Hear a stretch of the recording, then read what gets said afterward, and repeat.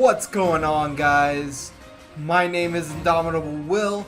I'm your coach of the San Antonio Sparce, and we are happy to present our BBR Summer Scramble Draft Breakdown for you. Before we get started, I just wanted to give a big shout out to Aster J for helping me draft this team. He and we were just bouncing ideas off of each other all draft, and it really helped me formulate the game plan I wanted to go for with this team. Yeah, big shout outs to Aster. I will also leave a link to his channel down in the description. How this tournament worked is we were given 90 points to draft 8 Pokemon. Of those 8 Pokemon, we could select one as our Terra Captain, with the Terra Preview restriction, meaning we have to tell our opponent our Terra type before the battle.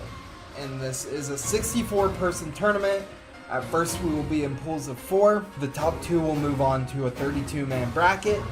So let's get right into what we drafted. So our first pick overall was Ogerpon. Now, Ogerpon has an incredible base stat total with 80 HP, 120 attack, 84 defense, 60 special attack, 96 special defense, and 110 speed. The other unique thing about Ogerpon is, for this one, I was able to get all 4 forms in one Pokemon, which means I can run either the Teal Mask form, the Hearthflame Mask form, the Wellspring Mask form, or the Cornerstone Mask form. Each one of these has a different ability. The Teal Mask form has Defiant, and what's unique about the Teal Mask form from the other 3 is it actually has access to held items. The Teal Mask form can basically run like a Choice Scarf, whereas the other 3 have to run their respective masks. But what makes the other 3 so interesting is they all get a 1.2 times attack boost from each of their masks. So the next one we're going to talk about is Ogerpon Hearthflame, which is a grass fire type and has the ability Mold Breaker.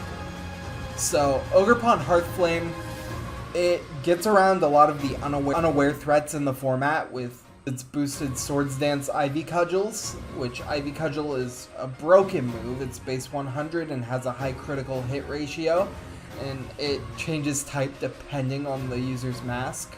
So essentially, Ivy Cudgel is going to be hitting from a base 154 attack Pokemon with Mold Breaker, so it's going to ignore Unaware.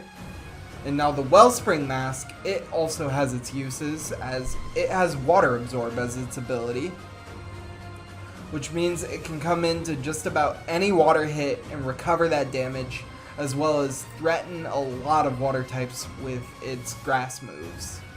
Finally, the Cornerstone Mask has the ability Sturdy. It's a grass rock type, and basically its main job is to do defensive things like just Spiky Shield. Leech Seed is my favorite thing. Ivy Cudgel Rock is very strong. It's the only physical rock stab besides a Cellar that does not miss, so it's basically having a Stone Edge that never misses off of a base 154 attack Mon, which is pretty crazy. And then the Teal Mask, I think I already went over, but it has Defiant, and so if any one of my stats is dropped, it gets a +2 attack boost, which is also very helpful. So I picked Ogerpon mostly because it was a new Pokemon, but also I wanted the versatility of the 4 Mons in one. I'm really excited to use this thing, and let's move on to the next one. Our next pick for round 2 was Kommo-o, and this is our Terra Captain. So Kommo-o has the abilities Bulletproof, Soundproof, and Overcoat, all of which have fringe uses. Overcoat makes me immune to things like Spore, and Bulletproof and Soundproof. Bulletproof makes me immune to things like Shadow Ball or Aura Sphere if I try to Terrastallize, and Soundproof will protect me mostly against other Kommo-os with like Boom Burst and stuff, but also like Hyper Voices, stuff like that from like Sylveon and stuff. So Kommo-o is a dragon fighting type, and has the base stats 75 in HP, 110 in attack, 125 in defense, 100 in special attack, 105 in special defense, and 85 in speed.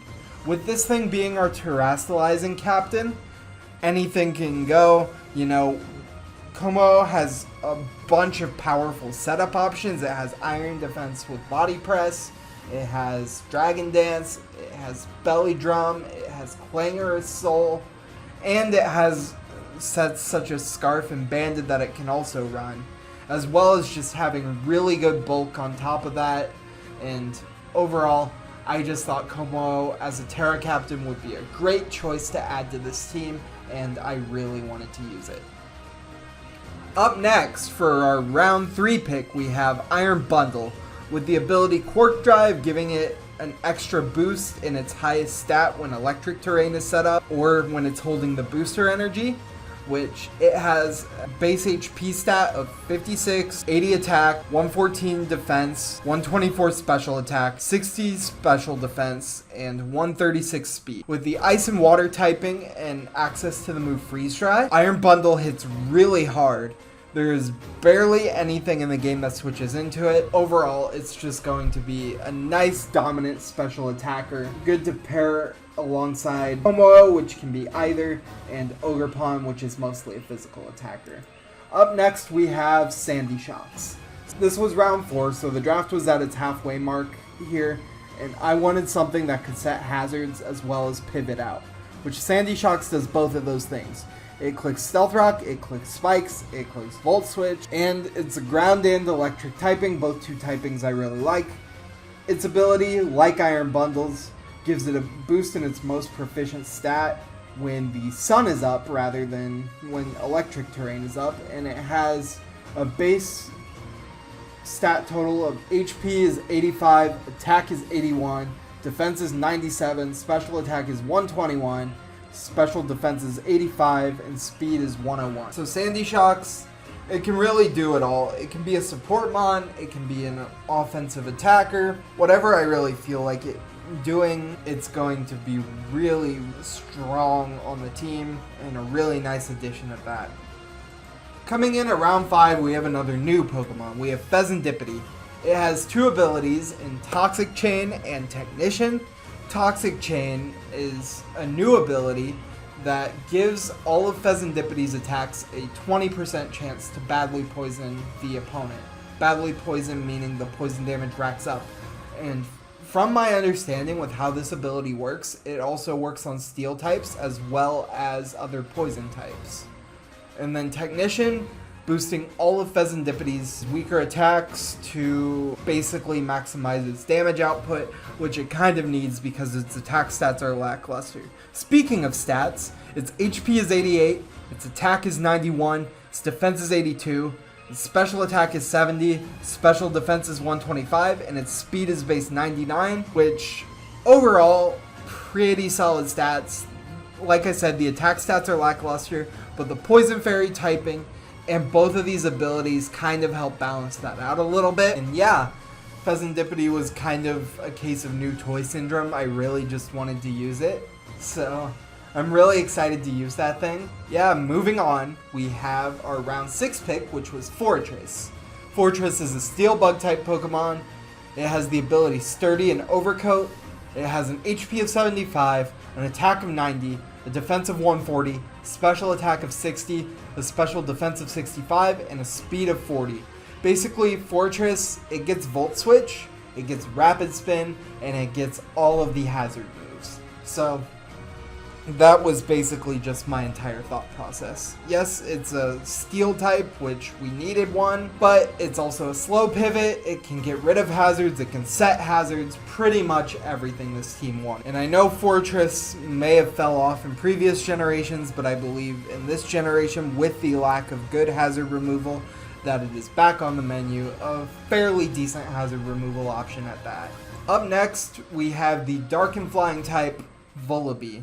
Its abilities are Big Pecs and Overcoat.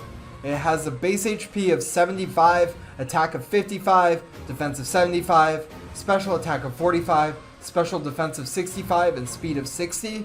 And I know what you're saying, that's not very good stats, but Volibee can evolve, which means it can hold the Eviolite item, which boosts it by 1.5. So instead of that 75 defense, you have a 90 defense. And instead of the 65 special defense, you have 80 special defense. So it's a little bit more bulky than Let On. It has Roost, it has Toxic, it has Knockoff, it has U-Turn, it has Defog, and all of that for just 3 points. I believe Volibee was very, very good value, and I really was looking forward to adding it to the team at this point. And last up, we have our final Pokemon, which is Mismagius, which has the ability Levitate. Its HP stat is 60, attack stat is 60, defense stat is 60, special attack is 105, special defense is 105, and speed is 105. And it's a ghost type.